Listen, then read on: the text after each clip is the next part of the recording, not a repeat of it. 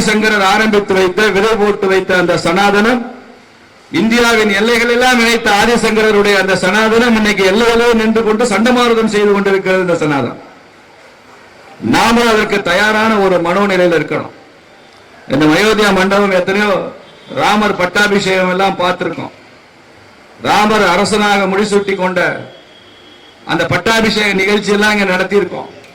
தமிழ்நாட்டில் கூட 2026 ராமன் பட்டாபிஷேகம் நடக்க போகுது. அயோத்தி மண்டபம் மாத்திரமல்ல, தமிழ்நாடு முழுக்க தர்மத்தை பேசுபவர்கள், அறத்தை பேசுபவர்கள், நல்லதை செய்பவர்கள் பட்டம் சூட்டிக் கொள்கிற நிகழ்வு நடக்கத்தான் போகுது. இங்க இருக்கிற ராவணர்கள் காணாம தான் போறாங்க. வெகு விரைவில் காணாம போயிடுவோம் ராவணன். அந்த காலத்துல ராவணன் இலங்கையில் இருந்தான், இப்ப தமிழ்நாட்டில் தான் இருக்கா ராவணன் எல்லாம். அதனால இங்கேயும் ஒரு பட்டாபிஷேகம் நடக்கும். நான் அடுத்த முறை இந்த மண்டபத்துக்கு வரும்போது கட்சியின் நிர்வாகியாக மாத்திரம் வரமாட்டேங்க, ராமர் பட்டாபிஷேகத்தை நடத்தி விட்டு நான் இங்க வருவேன். அந்த சூழலை நாம் எடுத்துக்கொள்ள வேண்டும். நான் அடிக்கடி திருவள்ளுவரை பார்த்து வியந்து பல இடங்களில் மேற்கோள் சொல்கிற ஒரு திருக்குறள் இருக்கு. அந்தணர் நோர்க்கும் அறத்துக்கும் ஆதியாய். அந்தணர்னா நான் விளக்க வேண்டிய அவசியம் இல்லை. இந்த கூட்டத்தில் யார் அந்தணர்னு? அவர்கள் ஏற்று செய்கிற அந்த தவத்துக்கும் அடிப்படையாக அந்தணர் நோர்க்கும் அறத்துக்கும் ஆதியாய் நின்றதான் மன்னவன் கோல் அப்படின்னு சொல்வார் வள்ளுவர். அப்ப அந்தணர் நோக்கிற தர்மத்துக்கு கூட அடிப்படையாக இருப்பது என்ன? மன்னவன் கோல். யார் ஆட்சி செய்கிறான் என்பதுதான் ஒரு நாட்டினுடைய தவத்தை, தர்மத்தை, அறத்தை, அங்க இருக்கக்கூடிய மக்களுடைய கண்ணியத்தை எல்லாத்தையும் தீர்மானிக்கிற சக்தி அதுக்கு இருக்கு. அந்த முக்கியமான திருக்குறள் நாம் மறந்துடக்கூடாது. சத்ரபதி சிவாஜியும் ராஜராஜ சோழனும் திருமலை நாயக்கரும் ஆட்சி பண்ணா தர்மம் சிறந்து இருக்கும். அந்தணர்கள் நோக்கு அறத்துக்கு அர்த்தம் இருக்கும். அவுரங்கசீப்பும் மாலிகாவூரும் முகமது கல்ஜியும் அவங்க வாரிசுகளாக இப்போ இருக்கிறவங்க ஆட்சி பண்ணாங்கன்னா அந்த அறம் எப்படி நிற்க முடியும்? இன்னைக்கு நாம் நோக்க வேண்டிய தவம் அராஜகத்தை, அநீதியை அகற்றுவது ஒன்றுதான் நாம் செய்யக்கூடிய ஒரு பெரிய தவம் என்பதைத்தான் சங்கரரே சொல்லி போயிருக்கிறார். ஆதி சங்கரர் என்ற அந்த ஒரு கடவுளுடைய அவதாரம் இந்த தேசத்தில் தோன்றவில்லை என்றால் இன்றைய நவீன இந்தியா இருந்திருக்காது. நவீன இந்தியா என்று உருவான கான்செப்டே ஆதிசங்கருக்கு அப்புறம் தான். அதற்கு முன்னால இந்து தர்மம் என்கிற ஒரு வார்த்தையே இல்லை, இந்துன்ற வார்த்தை இல்லை. அங்கங்க நிறைய ஸ்கூல்ஸ் ஆஃப் தாட் இருக்கு. ஒவ்வொருத்தரும் அவங்க ஒரு வழிபாடு, ஒரு முறை, ஒரு சம்பிரதாயம், ஆச்சாரம், அனுஷ்டானம் அப்படியெல்லாம் வைத்துக் கொண்டு வாழ்ந்தார்கள். அது நம்ம நாட்டில் இயற்கையாக நடக்கும். இந்து தர்மமே இட் இஸ் ஹைலி டீசென்ட்ரலைஸ்ட். இங்க ஒரு கடவுள், ஒரு தீர்க்கதரிசி, ஒரு புத்தகம், இதுதான் முறை, இதுதான் வழிபாடு என்பதெல்லாம் நம்ம நாட்டில் இல்லை. மத சுதந்திரம் இங்க அபண்டன்ட் ஃப்ரீடம். அப்படி 72 வகையான சம்பிரதாயங்கள் இருந்திருக்கு ஆதிசங்கரருக்கு முன்னால. ஆதிசங்கரர் 72 வகையான சம்பிரதாயங்களை அவரது காலத்தில் நாடெல்லாம் நடந்து முக்கியமான பகுதிக்கெல்லாம் விஜயம் செய்து பல பேரையும் சந்தித்து அந்த 72 வகையான சம்பிரதாயங்களை 6 சம்பிரதாயங்களாக மாற்றி ஷார்ட் லிஸ்ட் பண்ணவர் தான் ஆதிசங்கரருடைய மகத்தான பெருமை. அதனாலதான் அவருக்கு ஷண்மத ஸ்தாபகர் அப்படின்னு பேரு. 6 மதங்களை ஒன்றாக்கி இந்து மதம் ஆக்கவில்லை. அவர் 72 வகையான சம்பிரதாயங்களை சுருக்கி 6ஆக மாற்றினார். அதுலதான் சைவம் வருது, வைணவம் வருது.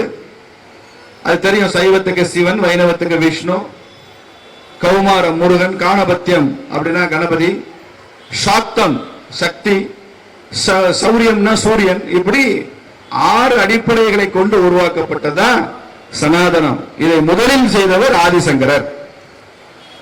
அந்த மகான் இல்லை என்றால் இந்த சம்பிரதாயங்கள் உருவாகி இருக்காது.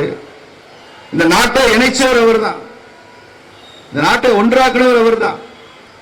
எனக்கு தெரிய இந்திய அரசியல் வரலாற்றில், இந்திய சமூக வரலாற்றில் the first ever spiritual nationalist ஆதிசங்கரர் தான். முதல் ஆன்மீக தேசியவாதி அவர். நாடெங்கும் மடங்களை நிறுவுறாரு. அவரு தமிழ்நாட்டில் கேரளாவில் பிறந்தவர். அப்ப தமிழர் இருந்திருப்பாரு. அப்ப மலையாள மொழி தோன்றி இல்லாத காலமா இருந்திருக்கும். அவங்க அம்மா பேரு ஆரியாம்பாள், அப்பா பேரு சிவகுரு. ஆனா இவருக்கு திராவிட சிசுன்னு பேரு. ஆதிசங்கரருக்கு திராவிட சிசுன்னு பேரு. ஆனா அவங்க அம்மா பேரு ஆரியாம்பாள்னு பேரு. இந்த ஆரிய திராவிட ரேஸ் தியரி பேசுற மூஞ்சில தான் தூக்கி அடிக்கணும். தூக்கி அடிக்கணும். என்னடா நீ ஆரியம் வேற இனம் திராவிட வேற இனம்ங்கிறடா, இங்க மகன் திராவிட சிசுங்கிறாங்க, அம்மா பேர் ஆரியாம்பாளுங்கிறாங்களா, எப்படி அம்மாவும் மகனும் வேற வேற இனமான்னு கேட்கணும். அதுக்கு என்ன விளக்கம் வருதுன்னு கேட்கணும். அப்படிலாம் வேற வேற இனம் எல்லாம் இல்ல. ஆரிய திராவிடம் என்பது இனம் அல்ல. ஆரியன் என்பது மேன்மை தங்கிய மக்களை ஒரு மரியாதையுடன் கூப்பிடுகிற வார்த்தை ஆர்யா அப்படிங்கிறது. It's a respectable word. இப்ப சீதை பல இடங்கள்ல ராமன ஆர்யா அப்படின்னு சொல்றான். ஜடாயு ராவணனை தூக்கிட்டு போறப்போ, சீதைய ராவணனை தூக்கிட்டு போறப்போ ராவணனை தடுத்து ஜடாயு தான் யுத்தம் பண்றான். அந்த ஜடாயு கொல்லப்படுறான். அப்ப ஜடாயுவை பார்த்து சீதை சொல்றான் ஆர்யா அப்படிங்கிறான். ஜடாயு பறவை எப்படி ஆரியனா இருக்க முடியும்? ஆரியன்றது ஒரு இனமா இருந்தா அது எப்படி பறவைக்கு ஆரியான்னு வரும்? கணவனை எப்படி ஆரியான்னு சொல்ல முடியும்? சத்ரபதி சிவாஜி தன் படைகளுக்கு கூறியது மகாகவி பாரதியார் ஒரு பாட்டு எழுதியிருப்பார். அதை சொல்வார், ஆரியர் இங்கு இருமின் ஆண்கள் இங்கு இருமின் அப்படிம்பார். இந்த படையில யார் இருக்கணும்? ஆரியர்கள் இங்க இருங்க, ஆண்கள் இங்க இருங்க, அவங்க எல்லாம் இருங்க அப்படின்னு சொல்றார். இப்படி ஆரியான்ற வார்த்தை எங்கேயுமே ஒரு இனத்தை குறிக்கிற வார்த்தை இல்லை, அது குணத்தை குறிக்கிற வார்த்தை. ஆரியன் என்பது குணம். அப்ப திராவிட என்ன?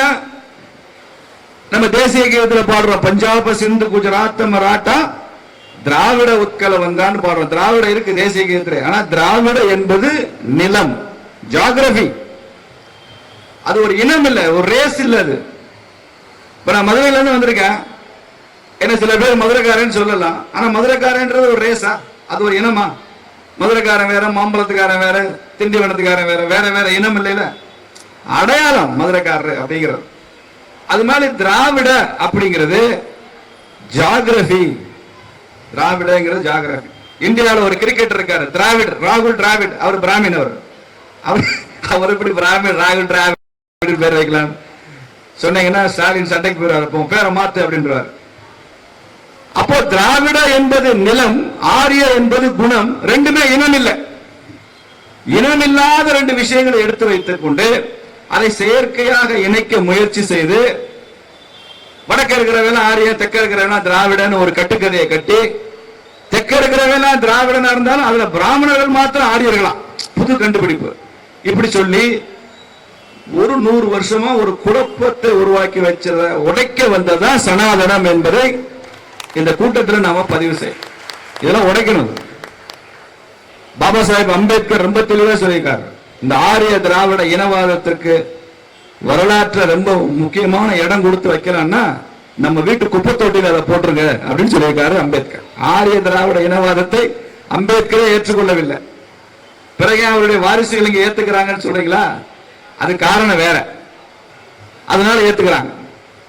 அப்போ ஆரியாம்பாள் மகன் திராவிட சிசுவாக இருந்த ஆதிசங்கரர், அவர் வாழ்ந்த வாழ்க்கையே மொத்தமே 32 வயசு தான். 32 வயதுல ஒரு மனிதன் இவ்வளவு சாதனைகளை செய்ய முடியும். 2500 ஆண்டுகள் கழித்தும் கூட அவரை பற்றி நினைவு கொண்டு பேசுகிற ஒரு வாழ்க்கையை வாழ முடியும். ஒரு பெரிய தர்மத்தையே கட்டி காக்க முடியும், புதிய கருத்தை உருவாக்க முடியும் என்றால் அது ஆதிசங்கரர் மட்டும்தான் முடிந்தது. அப்படிப்பட்ட அளப்பரிய சிந்தனைக்கும் தத்துவத்திற்கும் சொந்தக்காரராக ஆதிசங்கர் தான். யோசிப்பாரு, 32 வயசுல பல பேர் வாழ ஆரம்பிக்கிறது 32 வயசுல ஆரம்பிக்கிறான். அது முடிச்சு என்ன நடக்குதுன்னு தன்னை சுத்தி பார்க்கும்போது 32 வயசு தாண்டி போயிரு. ஜோசியர்கிட்ட போனா இந்த ராசிக்கு 35 வயசுக்கு மேலதான் லேச ஆரம்பிக்கும், தேச நல்ல தேசம் வரும்ன்றார். சங்கருக்கு என்ன ராசின்னு எனக்கு தெரியாது, அவருக்கு நல்ல தேசம் பிறக்கிறதுக்கு முன்னால இருந்தே இருக்கு, பூர்வ ஜென்மத்தில இருந்தே அவருக்கு நல்ல தேச புத்தி நடக்குதுன்னு நினைக்கிறேன். அப்படிப்பட்ட ஒரு அற்புதமான மகான், அவரை பற்றி நாம் பேசுறோம். ஆதிசங்கரர்.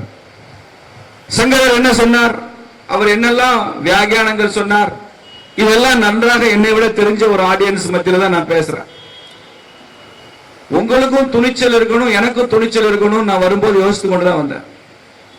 உங்களுக்கு என்ன துணிச்சல் இருக்கணும், சனாதனம்னா என்ன, சங்கரம்னா என்னன்னு முழுசா தெரிஞ்சதுக்கு அப்புறமும் ஒருத்தரை கூப்பிட்டு நம்ம முன்னால பேச வைக்கிறோம், அதை சொல்லு அப்படின்னு சொல்றோம்னா உண்மையிலே நீங்க எல்லாம் துணிச்சல்காரர்கள் தான் என்பதை நான் ஒத்துக்கொள்றேன். உங்க துணிச்சலை பாராட்டுறேன். ஆனா அதை ஏற்றுக்கொண்டு வந்து நிக்கிறேன் பாருங்க, நான் ஏன் துணிச்சலை நீங்க பாராட்ட வேண்டும் என்று கேட்டுக்கொள்றேன். நான் அக்காட்ட சொன்னேன், எனக்கு என்ன பேசுறதுன்னு தெரியலக்கா. அக்கா சொன்னாங்க, நீங்க என்ன வேணாலும் பேசுங்க தம்பி, சங்கரரை பத்தி சனாதனை பத்தி. இப்படிதான் ஒரு வெளிநாட்டுல யுத்தம் வந்ததான், படைகளுக்கு ஆட்கள் பத்தல. அப்ப அந்த மன்னன் ஆணையிட்டானா, இந்த நாட்டில் உள்ள எல்லா ஆண்களும் யுத்தத்துக்கு வந்துடணும், ஆண் பிள்ளைகள் எல்லாம் யுத்தத்துக்கு வரணும், வயதான கிழவனா இருந்தா கூட பரவாயில்ல, ஏதோ கையில கிடைச்ச ஒரு ஆயுதத்தை எடுத்துக்கிட்டு இல்ல துப்பாக்கி எடுத்துட்டு வந்துடணும். அப்ப அந்த நாட்டுடைய மத குருமார்கள் எல்லாம் போய் மன்னன்ட்ட கேட்டாங்களா, ராஜா நீ பாட்டுக்கு எல்லாரையும் கிடைச்ச ஆயுதம்லாம் எடுத்துட்டு வான்னு சொல்லிட்ட, நாங்கெல்லாம் மத குருமார்கள், நாங்க துப்பாக்கியை இப்படி வச்சு சுடுறதா இல்ல இப்படி திருப்பி சுடுறதா கூட தெரியாது எங்களுக்கு, எங்களை கூப்பிடு. அப்ப மன்னன் சொன்னானா, நீ எப்படி சுட்டாலும் நாட்டுக்கு நல்லது, நீ இப்படி சுட்டா வெளியில உள்ள எதிரி போனா, இப்படி சுட்டா உள்ளுக்குள்ள எதிரி செத்தான், அவ்வளவுதான், அதனால நாட்டுக்கு நல்லது, நீ வந்துரு அப்படின்னு சொல்லி வர வச்சான்னு ஒரு கதை இருக்கு. அது மாதிரி நீங்க எப்படி பேசினாலும் நல்லதுதான். ஏன் நம்ம தேசத்தை பத்தி பேச போறோம். இந்த நாட்டில் தாங்க தேசம் வேறு, தர்மம் வேறு, தெய்வம் வேறு என்று இல்லாமல் எல்லாமே கலந்து பிரிந்து ஒன்றாக இருக்கிற ஒரு தேசம் பாரத தேசம் தான். எல்லாமே கடவுளை பத்தி பேசுங்க, சனாதனம் தான். இந்த தெருவில் இருக்கிற ஒரு படி மண்ணை எடுத்துக்கிட்டு இது எவ்வளவு புனிதமான மண்ணுன்னு பேசுங்க, சனாதனம் தான். ஆத்துல குளிச்சுட்டு ஒரு தீர்த்தத்தை எடுத்துட்டு வாங்க, சனாதனம் தான். ஒரு சமுத்திரத்தை பாக்குறீங்க, சனாதனம் தான். வீட்டுல அப்பா அம்மாவை நமஸ்காரம் பண்றோம், சனாதனம் தான். வீட்டுல பெரியவங்க படம் மாட்டி வச்சிருக்கிறோம், சனாதனம் தான். அடுத்த வாரிசாக குழந்தை பெற்றுக் கொள்கிறோம், சனாதனம் தான். இந்துக்கள் வாழும் வாழ்க்கை முறை ஒட்டுமொத்தமாக அது சனாதன தர்மத்தை தான் குறிக்கிறது என்பதனால நீங்க எதை பேசினாலும் அது சனாதனம். ஏனென்றால் இந்து மதம் என்பது அது ஒரு மதமாக புத்தகமாக இல்லை. விவேகானந்தர் சொல்றாரு, religion is not in doctrines and dogmas, it is being and becoming, it is realization. அப்படின்னா அனுபவம் தான் நமக்கு தர்மம். சனாதனம் என்னன்னு புத்தகத்துல போய் தேட வேண்டிய அவசியம் இல்லை. ஆதிசங்கரர் ஆயிரக்கணக்கில் புத்தகம் எழுதியிருக்கார். அவர் தான் உபனிஷத்துக்கு பாஷ்யம் எழுதினார், அவர் தான் பகவத்கீதைக்கு முதல்ல பாஷ்யம் எழுதினார், அவர் தான் பிரம்மசூத்திரத்துக்கு பாஷ்யம், அவருக்கு பேரே பாஷ்யக்காரர் பேரு. அவர் எழுதின ஸ்தோத்திரங்கள் 70க்கும் மேல. சின்ன வயசுல ஒரு 5-6 வயதுக்குள்ள இருக்கும் போது ஒரு வீட்டுக்கு போறாரு பிக்ஷைக்காக. அப்ப அந்த வீட்டில் உள்ள பெண்மணிக்கு கொடுக்கறதுக்கு எதுவுமே இல்லையா. அப்ப என்னமோ கொடுக்கணுமே, ஐயோ ஒரு பிராமண வீட்டு பையன் பிக்ஷைக்காக வந்திருக்கானே, ஏதாவது கொடுக்கணும்னு அந்த பொண்ணு ஏதோ தேடி தேடி எடுத்து, ஏதோ நெல்லிக்காய் ஊறுகாய் இருந்ததான், அதை எடுத்து கொடுத்தாங்களா, இதுதான்ப்பா இருக்கு அப்படின்னு. அந்த அம்மா ஒரு அன்பை பார்த்து ஆன் தி ஸ்பாட் அவர் பாடினதான் கனகதாரா ஸ்தோத்திரம். அப்படியே தங்கம் கொட்டுச்சான். அவர் பாட பாட பாட அந்த வீட்டுல தங்க மழை கொட்டியது கனகதாரா ஸ்தோத்திரம். அப்படி புஜங்கம், சுப்பிரமணிய புஜங்கம், சிவ புஜங்கம், வரிசையா விநாயகருக்கு ஒரு புஜங்கம், விஷ்ணுக்கு ஒரு புஜங்கம், இப்படி புஜங்கங்கள், ஸ்தோத்திரங்கள், பாஷ்யங்கள். அவர் தொடாத சித்தாந்தமே இல்லை.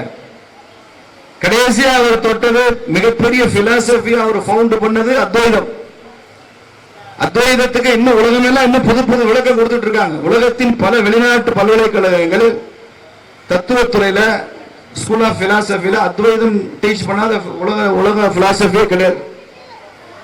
நீங்க world system philosophy, rationalism, idealism, existentialism இப்படி எல்லாம் சொல்லும் போது இந்தியாவோட தர்ஷனாஸ் அதை பத்தி பேசுறப்போ அத்வைதத்தை சொல்லித்தான் ஆகணும். அத்வைதம்னா இரண்டு அல்லன்னு அர்த்தம். அத்வைத அத்வைத இரண்டு அல்ல அப்படின்னு சொல்லி நிறுத்திக்கிறார் சங்கரர். அதுல இருந்தா அந்த பிலாசபி ஆரம்பிக்குது. விவேகானந்தர் ஆதிசங்கரையும் அத்வைதம் பத்தியும் பேசுறதுதான் கேட்டீங்கன்னா நமக்கு அப்படியே புல்லரிக்கிற அளவுக்கு சொல்றாரு அத்வைதம். அத்வைதம் என்பது மிகப்பெரிய சித்தாந்தமாக மாறி அதை வைத்துக் கொண்டுதான் மிகப்பெரிய தர்க்கங்கள் நடத்துறார். ஆதிசங்கரர் தர்க்கத்தில் கெட்டிக்கார், நாடெல்லாம் சென்று தர்க்கங்கள் நடத்துறார். ஏன்னா அதற்கு முன்னால தோன்றிய மதங்கள் பௌத்தமும் சமணமும் ரொம்ப ஹைலி இன்ஸ்டிடியூஷனலைஸ்ட் ரிலிஜனா இருந்தது, மொனாஸ்டிக் ரிலிஜனா இருந்தது, துறவு மனப்பான்மை கொண்ட துறவிகளை உருவாக்குகிற மதமா இருந்தது. அதை கவுண்டர் பண்ணணும், தர்க்கத்தில் அதை ஜெயிக்கணும். நாடு முழுக்க போறார். அவையெல்லாம் அரசன் சார்ந்த மதங்களாக மாற்றினாங்க. சமணமும் பௌத்தமும் வித்தவுட் கிங் அந்த ரிலிஜன் இருக்காது. அதனால முதல்ல அவங்க மன்னனை மதம் மாற்றுவாங்க. மதுரைக்கு வந்தீங்கன்னா கூன் பாண்டியனை சமணனா மாத்திட்டா, மக்கள் சமணருக்கு மாறிடுவாங்க. முதல்ல கூன்பாண்டியனை மாத்துவாங்க. அதனால திருநாவுக்கரசர் போய் கூன்பாண்டியனை மறுபடியும் சைவத்துக்கு கொண்டு வந்தார். இப்படி மன்னர்களை கேப்சர் பண்ணாங்க. இது இந்து தர்மத்துக்கு ரொம்ப புதுசு. மன்னனுக்கும் மதத்துக்கும் இங்க சம்மதமே கிடையாது. மன்னன் பக்கத்திலே போக மாட்டாங்க துறவிகள். துறவிக்கு வேந்தன் துரும்பு போக மாட்டாங்க. ஆனா அங்கே அப்படிதான் நடந்தது. King will patronise the religion. அப்போ இந்த மாதிரி நிறைய சவால்கள், மதமாற்றம், ஆலயங்கள் சீரழிந்திருந்தது, வேத நெறி குறைஞ்சு போச்சு. மதுரையில எல்லாம் சொல்றாங்க, எங்க பார்த்தாலும் வேத முழக்கம் கேட்குமா. பழைய பாட்டுல எல்லாம் மதுரை காஞ்சியில எல்லாம் எழுதப்பட்டிருக்கு. 2000 வருஷத்துக்கு முன்னால வேத முழக்கம் கேட்கும். இப்ப எல்லாம் போங்க, காலைல எத்தனை ரேடியோ போட்டு என்னென்னமோ முழக்கம் எல்லாம் கேட்குது. இப்போ வேதத்தை தவிர எல்லா முழக்கமும் இருக்கு மதுரையில. உங்க ஊர் அப்படிதான். அந்த வேத நெறியை திரும்ப தழைத்து இந்த நாட்டில் மறுபடி ஸ்தாபிதம் செய்தவர் ஆதிசங்கரர் தான். அவர் இல்லை என்றால் மறுபடியும் இந்த வேத நெறிக்கு ஒரு புதிய உயிர் கிடைச்சிருக்காது. அதை நாடெல்லாம் போய் செஞ்சார். இந்த ஆதிசங்கருடைய காலமே என்னன்னு பல பேர் அதை ஒரு சர்ச்சை குறிசா மாத்தின டிஸ்பியூட். ஆதிசங்கரர் கிபி 8ஆம் நூற்றாண்டுன்றான். ஆதிசங்கரர் கிமு 5ஆம் நூற்றாண்டு. ஏன்னா இந்த வெளிநாட்டில் இருக்கிற ஹிஸ்டோரியன்ஸுக்கு, பிரிட்டிஷ்காரனுக்கு, இங்கிலீஷ்காரனுக்கெல்லாம் அவனுக்கு ஒரு சைக்காலஜி இருக்கு. எல்லாத்தையுமே அவன் கிறிஸ்துக்கு அப்புறம் தான் காமிக்கிறேன்னு நினைப்பான். கிறிஸ்துவுக்கு முன்னாலேயும் இங்க ஒரு நாகரிகம் இருந்தது, சிந்தனை இருந்தது, பெரிய பெரிய தத்துவம் இருந்தது என்பதெல்லாம் அவன் ரொம்ப கஷ்டப்பட்டு தான் நம்புவான். அவ்வளவு சுலபம் ஏத்துக்க மாட்டான். அது அவனுடைய பழக்காது. அதனாலதான் உயிரினங்கள் தோன்றினதே 4000 வருஷத்துக்கு முன்னால கொண்டு போக முடியல. ஏன்னா அவனுடைய பிபிலிக்கல் பிலீஃப் அவனை தடுக்குது. அதனால ஆதிசங்கரரை கிறிஸ்துவுக்கு பின் அப்படின்னு காமிக்கிறதுக்கு தான் ஹிஸ்டோரியன்ஸ் முயல்றாங்க. ஆனால் நான் ஆணித்தரமாக அடித்து சொல்வேன், ஆதிசங்கரர் கிறிஸ்துவுக்கு முந்தையவர், பிஃபோர் கிரைஸ்ட். புத்தர் எழுப்பிய பல கேள்விகளுக்கு, தர்க்க ரீதியாக புத்தர் எழுப்பின பல கேள்விகளுக்கு ஆதிசங்கரர் பதில் சொல்றார். அப்படிதான் இன்னைக்கு எல்லா ஹிஸ்டரியை பதிவு செஞ்சிருக்கு. ஆன்மான்னா என்னன்றது ஆரம்பிச்சு பல உலகாதிய தத்துவங்களை பத்தி, ஜீவாத்மா பரமாத்மா பற்றி எல்லாம் புத்தருடைய தர்க்க ரீதியான கேள்விக்கு பதில் சொல்றாருன்னா, புத்தர் 6ஆம் நூற்றாண்டு கிமு, இவர் கிபி 8ஆம் நூற்றாண்டுன்னா அப்ப 1400 வருஷம் கழிச்சு ஆதிசங்கர் வந்து பதில் சொல்லியிருப்பாரு. புத்தமும் சமணமும் கோலோச்சி தர்க்க ரீதியாக வெற்றி பெற்றார் என்று வரலாறு வருகிறது என்றால், அப்ப புத்தருக்கு அப்புறம் ஒரு 100 வருஷம் கழிச்சு பெரிய பெரிய புத்த நிறுவனங்கள்லாம் இருந்திருக்குமே தவிர 1400 வருஷம் கழிச்சு எந்த நிறுவனம் இருந்திருக்கும்? அப்போ பிஃபோர் கிரைஸ்ட் தான் ஆதிசங்கரர் என்பதுல எனக்கு குழப்பம் இல்லை. உங்களுக்கு குழப்பம் இருந்தா அதை பத்தி எனக்கு கவலை இல்லை. சரி, நான் ஒன்னும் வரலாற்று நிபுணர்லாம் இல்லை, காமன் சென்ஸ் ஹிஸ்டோரியன் நான். அந்த அடிப்படையில் சொல்கிறேன், புத்தருக்கு கவுண்டர் கொடுத்தாரு, புத்தருடைய தர்க்கத்துக்கு கவுண்டர் கொடுத்தாரு ஆதிசங்கரர். புத்த மதம் எப்படிப்பட்ட நிறுவன அமைப்பை உருவாக்குச்சோ அது மாதிரி இந்து மதத்துல நிறுவனங்களை உருவாக்குனாரு. அதுக்கப்புறம் வந்ததுதான் காஞ்சி மடம், சிருங்கேரி மடம், துவாரகை, பூரி, ஜம்மு காஷ்மீர்ல மடம். இப்படி மடங்களை உருவாக்குவதுமே அந்த காலத்துல புத்திஸ்ட் சமணர்கள் தோற்றுவிச்ச அந்த ஸ்டைல் தான். அந்த பாணியில் தனது சனாதனமும் நாம கொண்டு போகணும்னு நினைச்சுதான் ஆதிசங்கர் அந்த மாதிரி மடங்களை நிறுவுகிறார், இன்ஸ்டிடியூஷனலைஸ் பண்றார், தர்க்க ரீதியில் அவங்களை வெற்றி பெறுகிறார். அப்ப இப்படிப்பட்ட ஒரு கவுண்டர் ரெடி பண்ணி சனாதனத்தை மீட்டுருவாக்கம் செய்த புகழ் ஆதிசங்கருக்கு உண்டு. அதன் வழியாக வந்த மடங்கள், அதிலும் குறிப்பாக நாம் புனிதமாக போற்றுகிற காஞ்சி மடம் இந்த 2500 வருஷத்துல வரலாற்றுல மிகப்பெரிய பங்களிப்பை செய்திருக்கிறது என்பதில் நமக்கு எந்த சந்தேகம் கிடையாது. சமீபத்தில் எவ்வளவு விஷயம், எவ்வளவு விஷயம். பல பேர் இறந்த பிறகு தெய்வம் ஆறாங்க. இந்து மத நம்பிக்கையில நம்ம வீட்டிலே கூட நமது முன்னோர்கள் இறந்த பின்பு அவர்கள் தெய்வமாகிறார்கள் என்பது நமக்கு தெரியுமானால், இருந்த போதே தெய்வமாக வாழ்ந்தவர் மகா பெரியவர். அவருடைய வாழ்க்கையை பார்க்கிறோம், பிரமிச்சு போறோம். அவரோட பழகியவர்கள் அவரை பற்றி சொல்வதை கேட்டு பிரமிச்சு போறோம். அவருக்கு தெரியாத அரசியல் இல்லை, அவருக்கு தெரியாத விளக்கம் இல்லை. தெய்வத்தின் குரல்லாம் வாசிச்சா அற்புதமா இருக்கு, அற்புதமா இருக்கு, ஆச்சரியமா இருக்கு. இதெல்லாம் எப்படி சொல்றாரு அவர்? மத்திய பிரதேசத்துல இருந்து ஒருத்தர் காஞ்சி மடத்துக்கு வர்றாரு. உங்க ஊர் என்னன்னு கேட்கிறாரு பெரியவர். அப்ப இந்த ஊரு, ஓ இந்த ஊரா, அப்ப உங்க ஊர்ல ஒரு 2 அரச மரம் பின்னி பிணைஞ்சு இப்படி இருக்கும் அப்படின்னு கேட்கிறாரு. எங்க மத்திய பிரதேசத்துல இருந்து வர்றான், கிராமத்துல. ஆமாமா எங்க ஊர்ல இந்த 2 மரம் பின்னி உங்களுக்கு எப்படி தெரியும் சாமி? இல்ல அப்படி 2 மரம் பின்னி பிணைஞ்சிருக்கிற ஊருக்கு தான் இந்த பேர்ல ஊருக்கு பேர் வைப்பாங்க அப்படின்ற. ஊர் பேரே இப்படி இருந்தா அந்த ஊர் பேரு அந்த ஊர்ல 2 அரச மரம் பிணைஞ்சு நிக்குமா? இது எப்படி தெரியுதா இருக்கு? இந்த மாதிரி பல ஆச்சரியங்கள். ரஷ்ய மகாபிரவை பத்தி ஒரு ரஷ்யாவில இருந்து வந்த ஒரு டிப்ளமேட் எழுதினாரு. வடக்கு ரஷ்யால பெண் குழந்தைகளுக்கு நீங்க நம்ம நாட்டில் உள்ளவங்க மாதிரியான பேர் இந்து பேர் வைக்கிறீங்களான்னு கேட்கிறாங்க. உண்மைதான், வச்சிருக்கிறாங்க. வடக்கு ரஷ்யால இருக்கு இந்த மாதிரி பேர்கள் அங்க பெண்களுக்கு பேர் வைக்கிறாங்க ரஷ்யால, ரஷ்யர்கள். அது யார் தெரியுமா? காயத்ரி மந்திரத்தினுடைய கோ பவுண்டர் எங்க ஊர் பொண்ணு அப்படின்னு சொன்னாராம் காஞ்சி பெரியார்.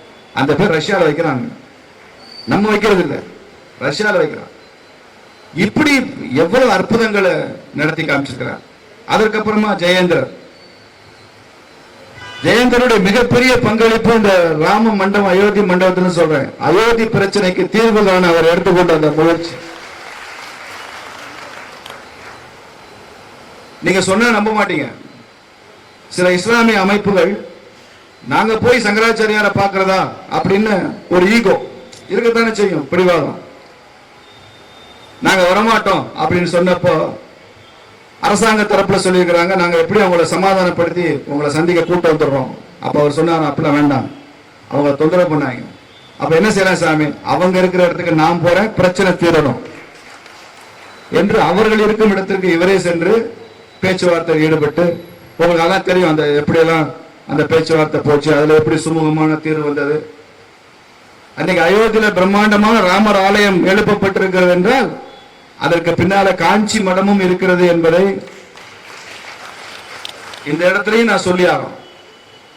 அப்படியே பெரிய பங்களிப்பை மடங்கள் செஞ்சிருக்கு. இதெல்லாம் they take inspiration from Adi Shankara, Jagadguru Adi Shankar. அவர்கிட்ட தான் எல்லாம் இன்ஸ்பிரேஷன் வரும். அவருடைய தபஸ் தான் இன்னும் எல்லாரையும் வழிகாட்டி கொண்டிருக்கிறார். அவர் வாழ்ந்த வாழ்க்கை தான் எல்லாரையும் வழிகாட்டி கொண்டிருக்கிறார். இப்படி ஒரு வாழ்க்கை இன்னைக்கு அந்த சனாதனத்துக்கு எப்படிப்பட்ட ஆபத்தெல்லாம் வந்திருக்குன்னு நம்ம பார்த்து கொண்டுதான் இருக்கிறோம். சனாதனம்ன்ற வார்த்தையே 2 அர்த்தம் இருக்கு. சனாதனம் 2 வேற வேற. ஒரு வார்த்தைக்கு என்ன அர்த்தம்னா பழசுன்னு அர்த்தம்.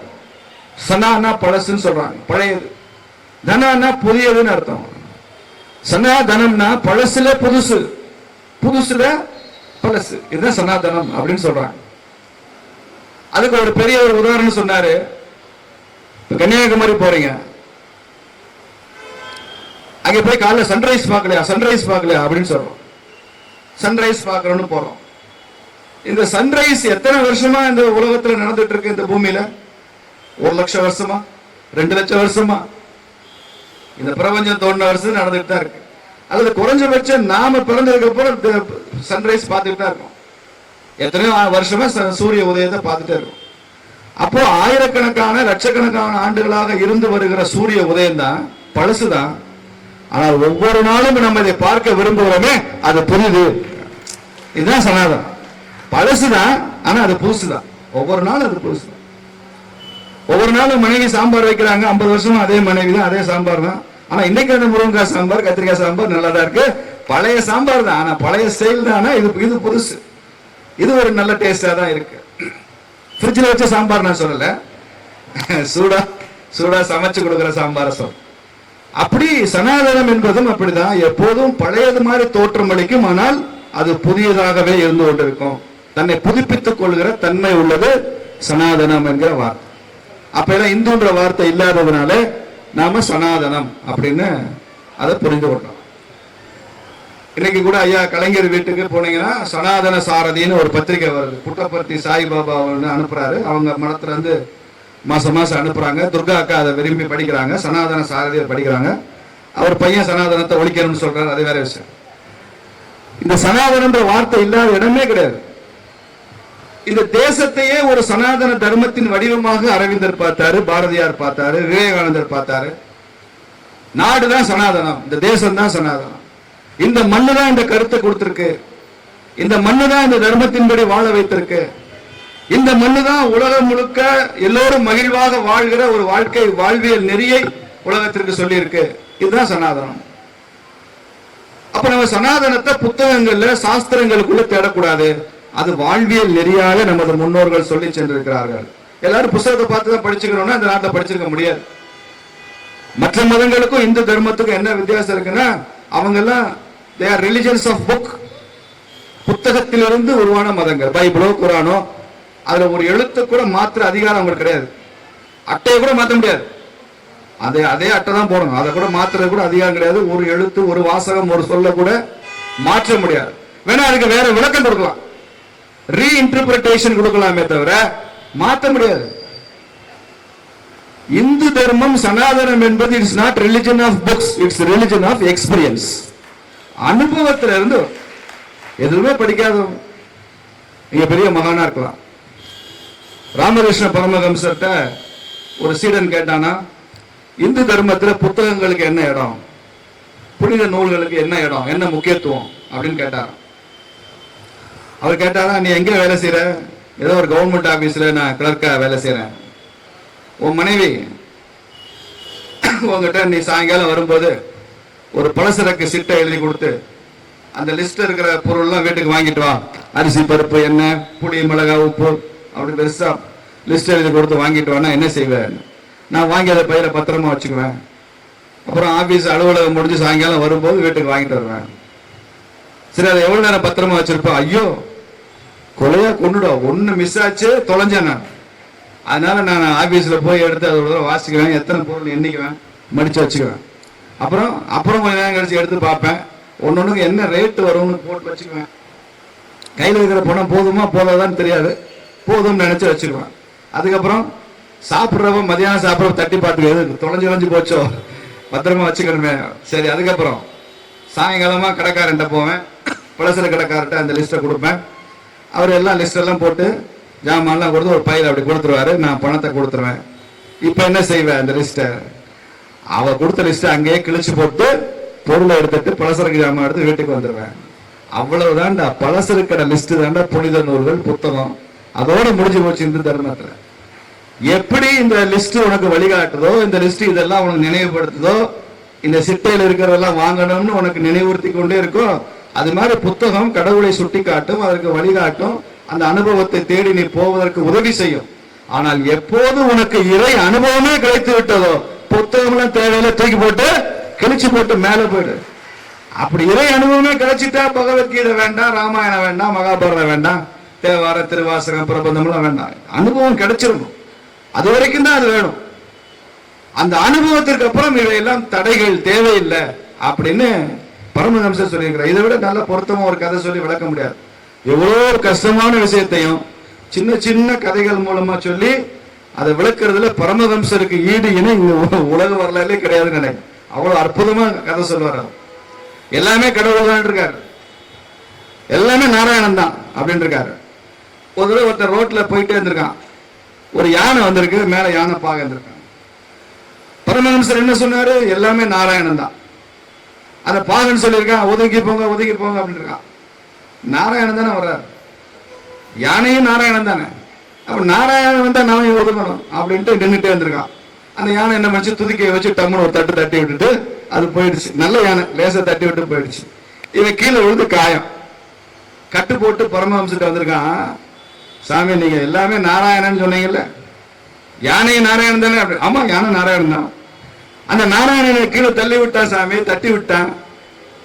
அப்படியே என்ன நடந்துச்சு? இவன் நடந்ததெல்லாம் சொல்லியிருக்கான். நான் தான் எல்லாமே நாராயணன் தானே சொன்னேன். ஆமா, யானை பாகணும் நாராயணன் தானே, அவன் தான் ஒதுங்க ஒதுங்க அந்த நாராயணன் சொல்லியிருக்காங்க, நீ ஏன் கேட்கல? யானை பாகணும் நாராயணன் தான்.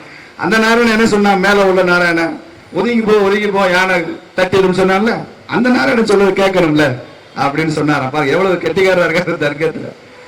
இந்த மாதிரி தர்க்கங்கள் எல்லாம் அந்த காலத்துல கெட்டிக்காரங்க. ஆதிசங்கரர் தர்க்கம் பண்ணி ஜெயிச்சிருக்காரு. ஆதிசங்கரர் தர்க்கம் பண்ணி ஜெயிக்கிற காலம் இப்ப இருந்திருக்கு. ஆனா இன்னைக்கு தர்க்கமே கிடையாது, குதர்க்கம் தான் எல்லாம். இந்த குதர்க்கத்துல ஜெயிக்கிறது தர்க்கத்துல ஜெயிக்கிறத ரொம்ப கஷ்டம். நல்லா தெரிஞ்சுக்கிட்டே ரொம்ப கேட்பான்,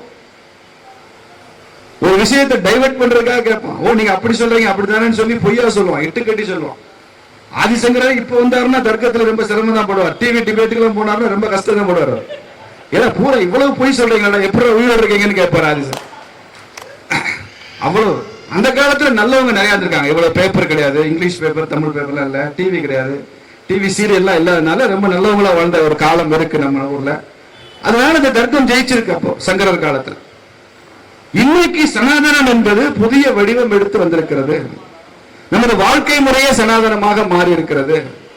அதை நாம புரிந்து கொள்ளணும். நமது முன்னோர்கள் பெரிய பெரிய நூல்கள்ல இருக்கிற தத்துவார்த்த கருத்துக்களை இசை வடிவமா, கலை வடிவமா, நாடக வடிவமா கீழே வரைக்கும் கொண்டு போயிருக்காங்க. எனக்கு எழுத படிக்க தெரியாதுன்னு ஒருத்தர் கவலைப்பட வேண்டிய அவசியமே இல்லை. ஒருத்தர் உடையப்பா ஒரு பெரிய நடிகர் ஹரிச்சந்திர நாடகம் போடுவார். நான் நடந்த சம்பவம் சொல்றேன். மதுரை பக்கத்துல சோழவந்தான்ல விவேகானந்தா கல்லூரி இருக்கு, திருவேடத்துல இருக்கு. அங்க நரசிம்மன் ஒரு பெரிய சான்ஸ்கிரிட் மேத்தமெட்டிக்ஸ் ப்ரொஃபசர். அவர் நம்ம RSS அமைப்புகள் அந்த தலைவராக இருந்தார். அவர் என்ன பண்ணுவாருன்னா யோக வாசிஷ்டம் இதெல்லாம் அவர் ரொம்ப கெட்டிக்காரு. ரொம்ப டீப் இன்சைட்ஸ் இன்டு பிலாசபி, ரொம்ப ஸ்ட்ராங். அவர் எல்லா சான்ஸ்கிரிட் லிட்டரேச்சர்லயும் ஸ்ட்ராங்கா இருப்பார். இந்த உடையப்பா நாடகம் எங்க போட்டாலும் போயிடுவார். ஹரிச்சந்திர நாடகம் சைக்கிளே போவார். அந்த காலத்துல பைக் கார்லாம் இல்ல, சைக்கிள் எடுத்துட்டு 5 கிலோமீட்டர் 10 கிலோமீட்டர்னாலும் சைக்கிளே போயிட்டு நாடகம் ராத்திரி 2 மணி 3 மணிக்கு முடியும், திருப்பி சைக்கிளே காலேஜுக்கு வந்துடுறாரு, ஹாஸ்டலுக்கு. கொஞ்ச நாள் கழிச்சு அந்த உடையப்பாக்கு தெரிஞ்சு போச்சு, இவர் பெரிய ப்ரொஃபசர், ரொம்ப படித்த பண்டிதர், நம்ம நாடகத்துக்கு விடாம வர்றாரு. நாடகம் கேட்கறது மாத்திரம் இல்ல, நோட்ஸ் போட்டு எழுத ஆரம்பிச்சிடாரு. அவர் என்ன சொல்றாருன்னு எழுத ஆரம்பிப்பார். அப்ப இவர் வந்த உடனே தனியா ஒரு சேர் ஸ்டூல்லாம் கொடுத்து கௌரவம் உட்கார வச்சு அவருக்கு மரியாதை பண்ண ஆரம்பிச்சு. இப்ப நாங்க ஒரு தடவை கேட்டோம் அவர்கிட்ட, இந்த உடையப்பா நாடகம் ஒரு தடவை பார்த்தா போதும், ஹரிச்சந்திர நாடகம் இல்ல, ஏதோ 1-2 மிஸ் பண்ணிட்டீங்க, 2வது தடவை பார்த்தா போதும், எப்பயுமே போயிட்டு இருக்கீங்களே சார் ஜி, என்ன விஷயம்? அப்ப அவர் சொன்னாரு, இன்னும் எனக்கு இருக்கு, உடையப்பா நாடகத்தினுடைய ஹரிச்சந்திர நாடகத்தினுடைய ஒவ்வொரு வசனமும் உபனிஷத்துல இருக்குன்னு சொன்னார். உபநிடதங்கள்ல இருக்கிறது தான் ஹரிச்சந்திர நாடகத்துல இருக்கு. அவங்க சொல்ற ஒவ்வொரு வசனமும் உபநிஷத்துல இருக்கு. நான் எடுத்து சொல்றேன் பாருங்கன்னு. அந்த ஹரிச்சந்திர நாடகத்துல இருந்து ஒரு வசனம், அதுக்கு பொருத்தமா ஒரு உபநிடத வாக்கியம், இங்க இருந்து ஒரு கூற்று, அங்க இருந்து ஒரு டயலாக், ரெண்டையும் எடுத்து சொல்ல ஆரம்பிச்சாரு பாருங்க. நாங்களே பிரமிச்சு போயிட்டோம். அப்ப எல்லாம் இந்த சின்ன வயது, ஒருவேளை அப்ப உட்காந்து எழுதி வச்சிருந்தா இப்ப என்ன சொன்னான்னு கூட சொல்லியிருப்பேன். அவர் நடந்துகிட்டே சொல்லிட்டே வந்தார். அப்ப பாருங்க, நம்ம நாட்டுல முன்னோர்கள், வேதம் இருக்கு, அதுக்கப்புறம் உபநிடதம் இருக்கு, அதுக்கப்புறம் புராணங்கள் வருது, இதெல்லாம் போதாதுன்னு அதுக்குரிய இசை வடிவம் வருது, நாடக வடிவம் வருது, கலைகள் வடிவம் வருது.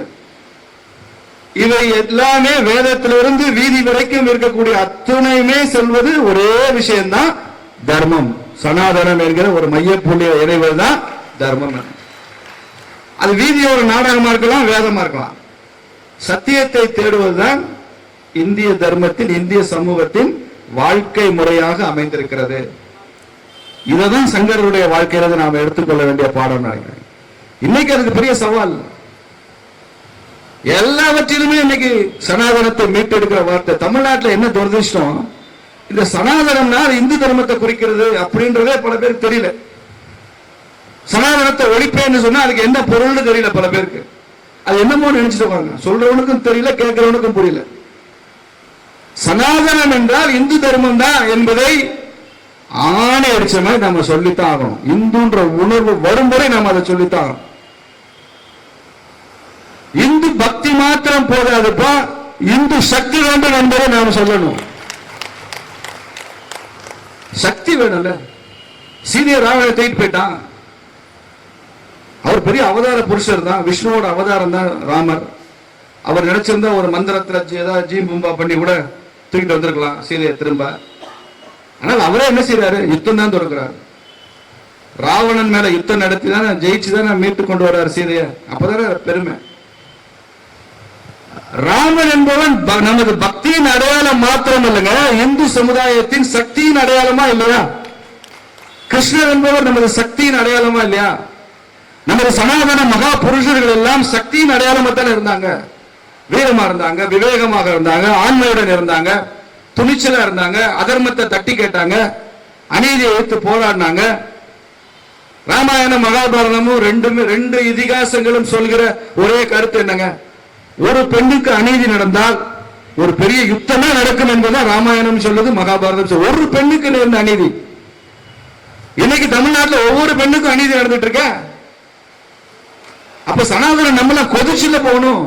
சனாதன தர்மமே பெண்ண ஸ்ரீ தர்மம் தான் சனாதன தர்மமே. பெண்ணை போற்றுவது தான். சிறை செய்யும் காப்பு எவன் செய்யும், மகளிர் நிறை செய்யும் காப்பே தலை, வள்ளுவன் சொல்லியிருக்காரா இல்லையா? இன்னைக்கு அப்படி இல்லையே. நாடு முழுக்க கொதிச்சு எழுதுங்கிற நிலைமை உருவாயிருக்கு இன்னைக்கு. அப்ப இன்னைக்கு எத்தனை ஆதிசங்கரர் வேணும்? ஆதிசங்கரர் ஒருத்தர் தாங்க வருவாரு. அவர் 2000 வருஷத்துக்கு முன்னால வாழ்ந்து எல்லாம் என்னென்ன செய்யணும் செஞ்சுட்டு போயிட்டார். மிச்சத்தை எல்லாம் மீதி சங்கரர்கள் நாம தான் இன்னைக்கு பார்த்துக்கணும் எல்லாத்தையும். அப்பதான் ஆதிசங்கரர் மேல இருந்து நமக்கு அருளாசி பண்ணுவார். பரவாயில்ல, நம்ம பிள்ளைங்க நாம விட்டு சென்ற அந்த சனாதனத்தை தூக்கி பிடிப்பதற்கு இன்று நிறைய ஆட்கள் வந்திருக்கிறாங்க. அதுதானே. மத்த எல்லாமே ரிச்சுவல்ஸ், சடங்கு, ஆச்சாரம், சம்பிரதாயம், அதை வச்சுக்குவோம்.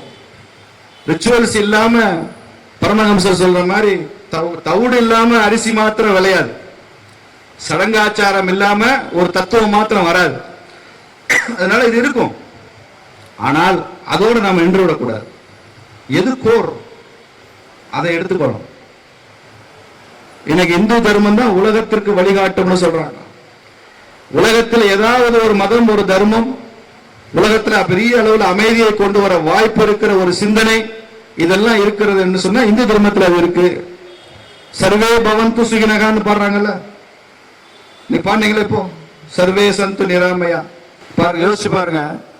பயங்கரவாதிகள் சுட்டு கொன்னு 28 பேர் செத்து போயிட்டாங்க. அவங்களுக்கு மௌன அஞ்சலி பண்றோம்.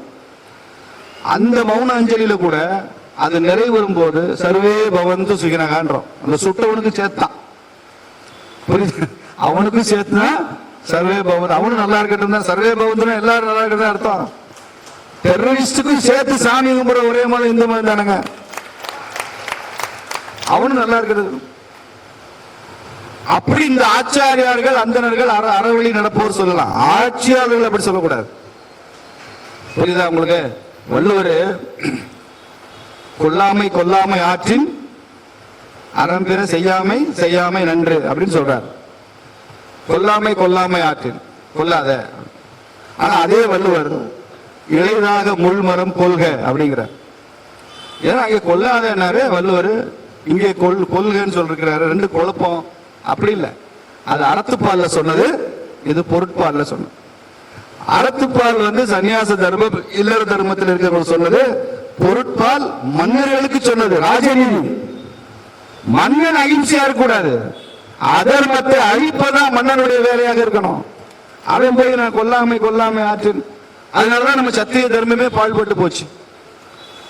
சத்திரிய தர்மம்னா என்ன? மக்களை காப்பாற்றணும்ல, அதான தர்மம்.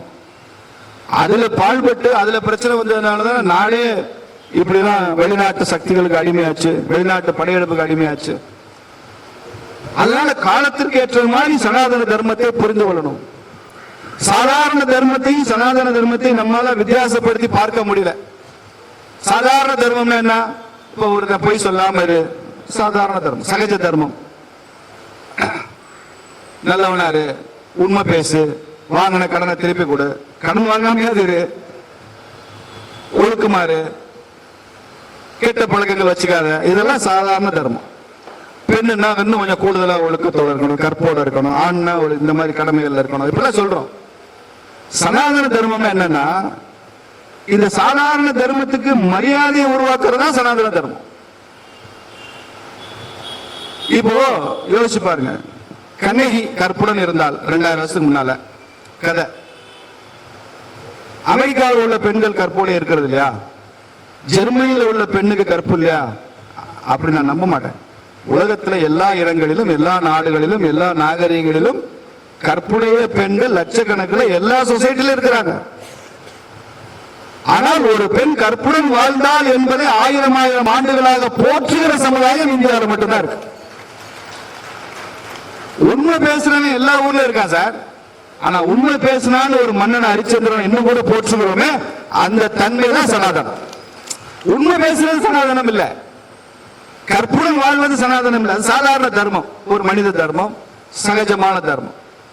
அதை போற்றணும் அப்படின்னு நினைக்கிறது சனாதன தர்மம். சாதாரண தர்மம்ன்றது பயிர் மாதிரி, சனாதன தர்மம்ன்றது வேலி மாதிரி. இப்ப என்ன பண்றான்? இந்த மாதிரி வேல்யூஸ மதிக்காத தன்மை உருவாக்குறான். அதான் இன்னைக்கு சனாதனத்துக்கு உள்ள சவால். புரியுதா உங்களுக்கு?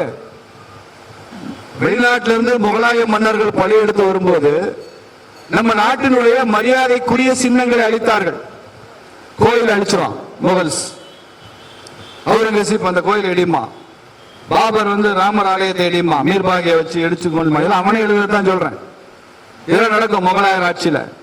அதுக்கப்புறம் பிரிட்டிஷ் ஆட்சி வரும்போது அவன் என்ன பண்ணான்னா, மரியாதைக்குரிய சின்னங்களை அழிப்பதல்ல, சின்னங்களை அழிச்சா ஹிந்து பேக்லாஷ் வருது, இதெல்லாம் ஆர்கனைஸ் ஆயிடுறான், யுத்தத்துக்கு தயாரா இருக்கான்.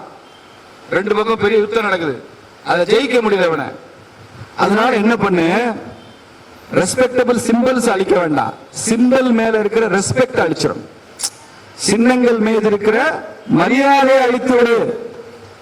மரியாதைக்குரிய சின்னத்தை அழிக்கிறது இல்ல. முகலாயர்கள் பசுவை வெட்டுமா, இவன் என்ன சொல்லுவான்னா அப்படி வெட்டுன்னு சொல்ல மாட்டான். அதுக்கு மேல என்ன சொல்லுவான், பசு மாடு மட்டும் என்ன பெருசா புனிதம்? அப்ப பசு புனிதம்னா எருமை புனிதம் இல்லையா? ஆட்டுக்குட்டி கூட தான் பால் தருது, அது புனிதம் இல்லையா? இப்ப கன்ஃபியூஷன் கிரியேட் பண்ணிடலாம். புரியுதா உங்களுக்கு? நம்ம மனசுல கன்ஃபியூஷன் கிரியேட் பண்ணுவோம். அப்பா அம்மா தெய்வம் அப்படின்னு சொல்றோம். அது என்ன அப்பா அம்மா தெய்வம்? உங்க அப்பா டாஸ்மாக்ல குடிச்சிட்டு சீரழிஞ்சு போய் கிடக்குறான், இடுப்புல வேட்டி இருக்கான்னு தெரியாம திடுறான், அவனை போய் தெய்வம் பேணி அப்படின்னு ஒரு பையனுக்கு சொன்னா உண்மைதான்.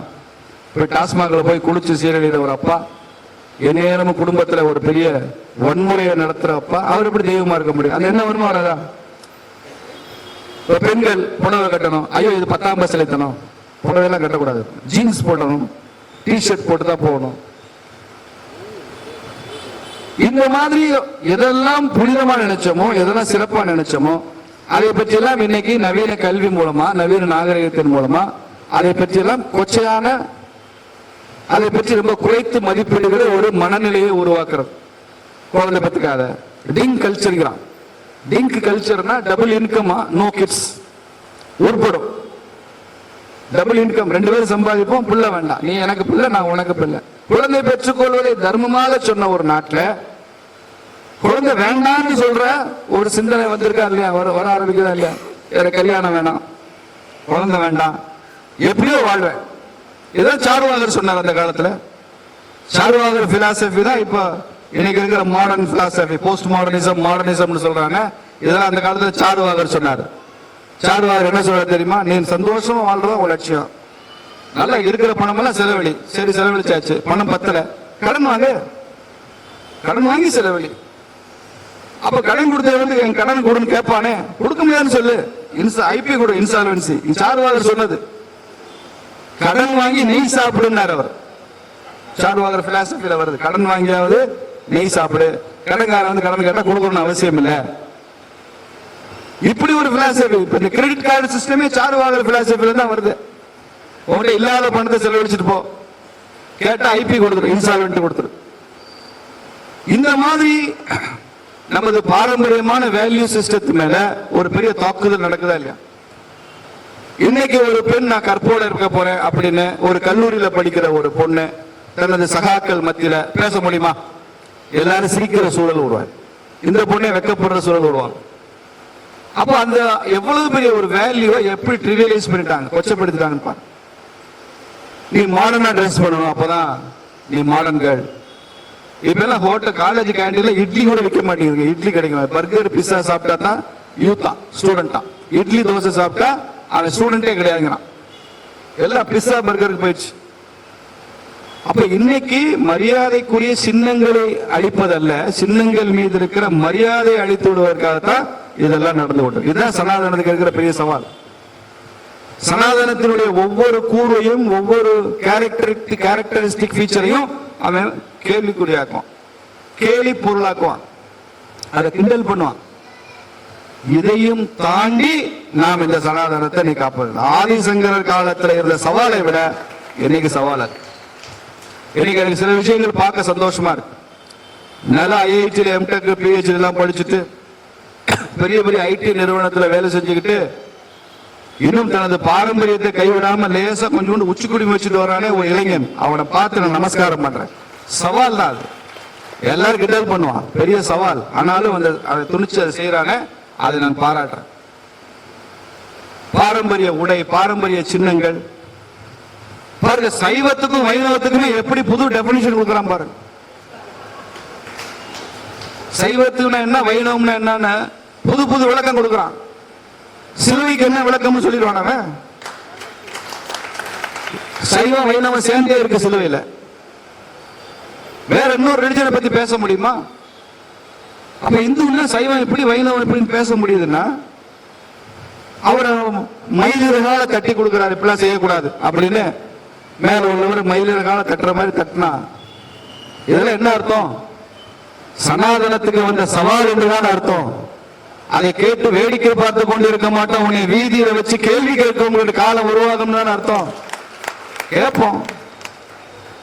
இதெல்லாம் பாட்டு வேடிக்கை பார்த்துட்டு மனசுக்குள்ள குமுறிக்கிட்டே செத்து போறதுக்காக நம்ம எல்லாம் இருக்கோம். என் காலத்துல நான் வெற்றி பெற்றேன்ன்றது இல்லைங்க வரலாறு. ஒரு விஷயத்துக்காக நான் போராடுறேன், எதிர்க்கிறேன், குரல் கொடுக்கிறேன், பேசுறேன். அதுல நீ ஒண்ணு ஜெயிக்கலையே, அதுல நீ வெற்றி அடையலையே, அது இல்ல. என் கண் முன்னால ஒரு அதர்மம் நடக்கும் போது, அநீதி நடக்கும் போது, தர்மம் கேலி பொருளாகும் போது நான் வேடிக்கை பார்க்கிறேன்னா தட்டி கேட்டேங்கிறதா வரலாறு. நான் ஒண்ணு வேடிக்கை பார்க்கல, வீட்டுக்குள்ள சும்மா உட்காந்துக்கல, தெருவுக்கு வந்தேன், தட்டி கேட்டேன். தனியாளா நின்னாலும் துணிச்சலுடன் தட்டி கேட்டேன். கேட்போம். அப்படி இந்த சனாதனத்துக்கு வந்த சவாலை சந்திப்போம். அப்பதானே நம்ம உண்மையிலே ஆதிசங்கருக்கு, ஜெகத்குருவுக்கு நாம ஏதோ மரியாதை செய்யறோம், அஞ்சலி செய்யறோம்னு அர்த்தம். இல்லைன்னா பேசிட்டே போறதுனால அவருக்கு என்ன பெருமை? நாம இங்க உட்கார்ந்து 200 பேர் ஆதிசங்கரை பாராட்டி பாராட்டி பேசுறதுனால அவருக்கு ஏதாவது ஆக போதா?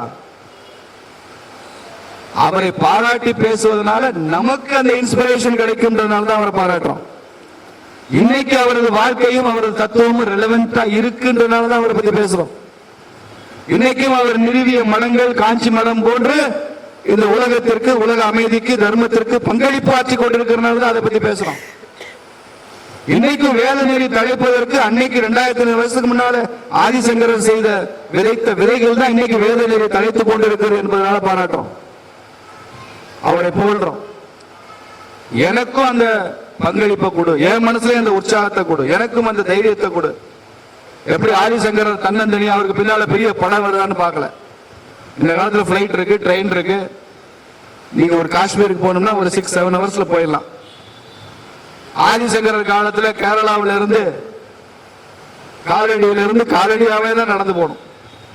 அவர் பல்லக்கில் போனாலும் காலடியா நடந்து போனாலும் அவர் காஷ்மீருக்கும் துவாரகைக்கும் பூரிக்கும் போக எத்தனை நாளா இருக்கும்? வாமனன் மாதிரியில ஒரு கால பூரியில வச்சிருக்கிறாரு, ஒரு கால துவாரகையில வச்சிருக்காரு, இன்னொரு கால் காஞ்சியில, இன்னொரு கால் காஷ்மீர்ல. என்ன அது 32 வயசுக்குள்ள? என்ன அது மனுஷனால முடிகிற காரியம் இல்ல, தெய்வத்தால தான் முடியாது. ஏதோ ஒரு பெரிய அனுகிரகம் வந்து அவர் நினைச்சாருன்னா அப்படியே காத்துல பறந்து போற சக்தி இருந்துச்சா என்னன்னு தெரியல. இவ்வளவு தூரம் நடந்து போறதுன்னா எத்தனை? இந்தியா 3000 கிலோமீட்டருங்க. காலடிக்கும் காஷ்மீருக்கும் 3000 கிலோமீட்டர். 3000 கிலோமீட்டர் நடக்கிறதுக்கு எத்தனை நாள் ஆகும் கனெக்ட் பண்ணு. அதுக்கப்புறம் இங்கிட்டு துவாரகை, இங்கிட்டு துவாரகைக்கும் புரிக்கும் மறுபடியும் இங்கிட்டு ஒரு 3000 kilometre. The length and breadth of this country. அவ்வளவு அற்புதமாக ஒரு காரியத்தை செய்து நமது முன்னோர்கள், மகான்கள் வழிகாட்டி இருக்கும் போது, நம் வாழ்க்கை காலத்துல நமது கண் முன்னால அந்த வேல்யூஸ், அந்த தர்மம், அந்த சனாதனம் இதெல்லாம் நமது எதிரிகளால கேலி பொருளாக்கப்படும் போது, இதையெல்லாம் அழித்து விட வேண்டும் என்று அசுர சக்திகள் முயற்சிக்கும் போது நாம் வேடிக்கை பார்த்து கொண்டு சும்மா இருந்து விடக் கூடாது என்பதுதான் ஆதிசங்கரருக்கு நாம் செய்கிற மரியாதையாக இருக்கும் என்று சொல்லி விடைபெறுகிறேன். நன்றி.